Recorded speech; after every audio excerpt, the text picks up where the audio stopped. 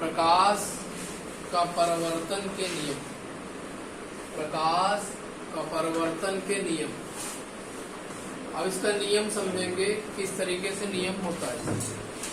ये लोग आज इसका नियम आप लोग कक्षा 10 में पढ़ ही चुके होंगे, प्रकाश के परावर्तन नियम। किसी को याद है? याद नहीं है? बड़ी जल्दी भूल गए यार। 10 से पढ़ा ही नहीं गया।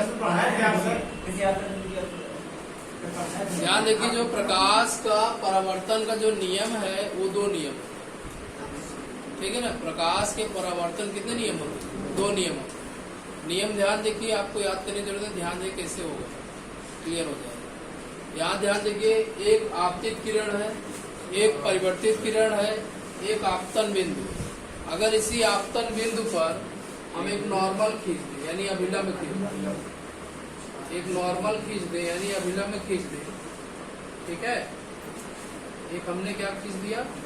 अभिलंब खींच दिया। इसका नाम हमने लिखा अभिलंब, नॉर्मल अभिलंब। तो जो पहला नियम होगा उसको ऐसे दर्शाएंगे। आपतित किरण, ध्यान देखिए क्लियरिटी याद हो जाएगा। आपतित किरण, परावर्तित किरण तथा आपतन बिंदु पर खींचा गया अभिलंब। एक बार फिर समझिए, आपतित किरण, परावर्तित किरण तथा आपतन बिंदु पर खींचा गया अभिलंब, तीनों एक ही तल में होते हैं। एक ही तल का मतलब ये ऊपर ही है, नीचे तो नहीं आई है, ऊपर एक ही तल में है ना। तो क्या कहेंगे? आपतित किरण, परावर्तित किरण तथा आपतन बिंदु पर खींचा गया अभिलंब, तीनों एक ही तल में होंगे।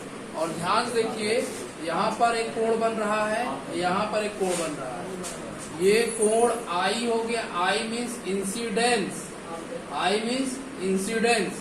ये एंगल आर हो जाएगा। आर मीन्स रिफ्लेक्शन, ठीक है ना। इसे कहेंगे आई मीन्स इंसिडेंस। ये हो जाएगा आपतन कोण। कैसा कोण है ये? आपतन कोण। और ये कैसा है? परावर्तन कोण। कैसा कोण है? परावर्तन कोण। दूसरा नियम इससे फॉलो होगा। ये कहेंगे कि आपतन कोण और परावर्तन कोण आपस में बराबर होते। आपतन कोण और परावर्तन कोण आपस में बराबर होते। कौन सा नियम है? दूसरा। एक बार पहला नियम फिर से देख लीजिए। आपतित किरण, परिवर्तित किरण तथा आपतन बिंदु पर खींचा गया अभिलंब, तीनों एक ही तल में होते। नियम नंबर 2, आपतन कोण, परावर्तन कोण आपस में सदैव बराबर या समान होते हैं। तो नियम नंबर 1 लिख लीजिए।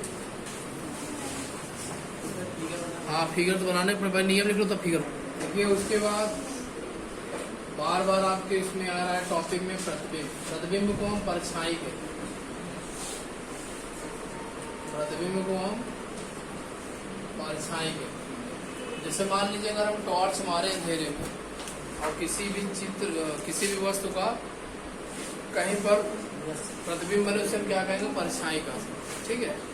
एन डाल लीजिए प्रतिबिंब, एन डाल लीजिए प्रतिबिंब।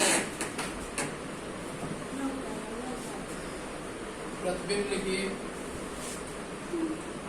किसी वस्तु, एक मिनट ऐसा लिखिए, यदि प्रकाश की किरणें, यदि प्रकाश की किरणें वस्तु के किसी बिंदु से, वस्तु के किसी बिंदु से चलकर, वस्तु के किसी बिंदु से चलकर परावर्तन के पश्चात,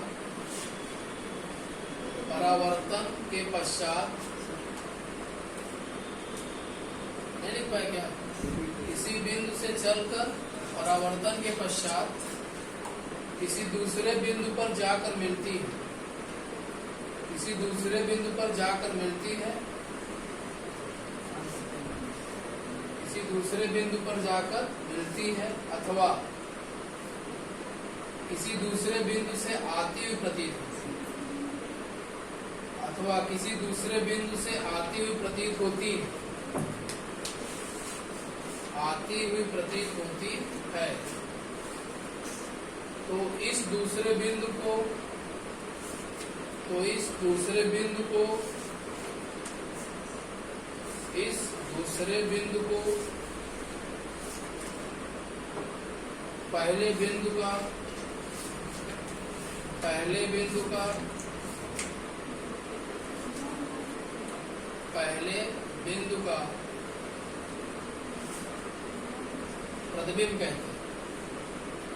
प्रतिबिंब कहते हैं। नीचे एरो लगा के लिखिए, प्रतिबिंब दो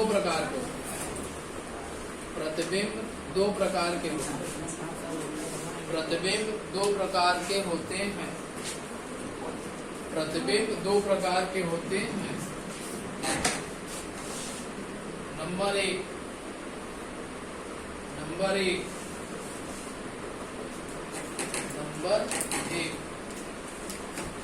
वास्तविक प्रतिबिंब। नंबर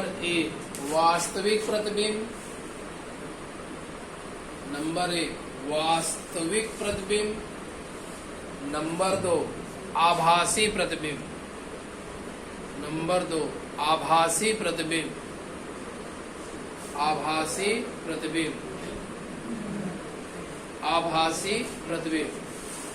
जो वास्तविक प्रतिबिंब होता है उसको पर्दे पर लिया जा सकता है, और जो आभासी होता है उसको पर्दे पर नहीं लिया जा सकता। एंड डाल लीजिए वास्तविक प्रतिबिंब। बता रहे ना, एंड डालो वास्तविक प्रतिबिंब, परिभाषा लिखे तो क्लियर होगा। एंड डालिए वास्तविक प्रतिबिंब। देखिए, यदि किसी बिंदु बीच में हाइफन लगा देते, जिसे हम पड़ी लाइन कहते हैं। यदि किसी बिंदु हाइफन वस्तु से चलने वाली किरणें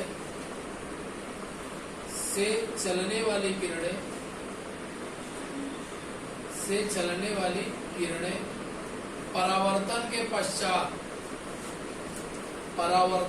पश्चात किसी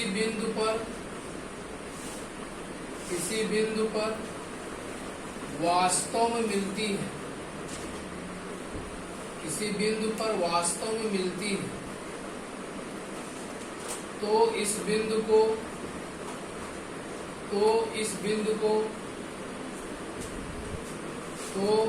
बिंदु को वस्तु का वास्तविक प्रतिबिंब कहते हैं। तो इस बिंदु को वस्तु का वास्तविक प्रतिबिंब कहते हैं।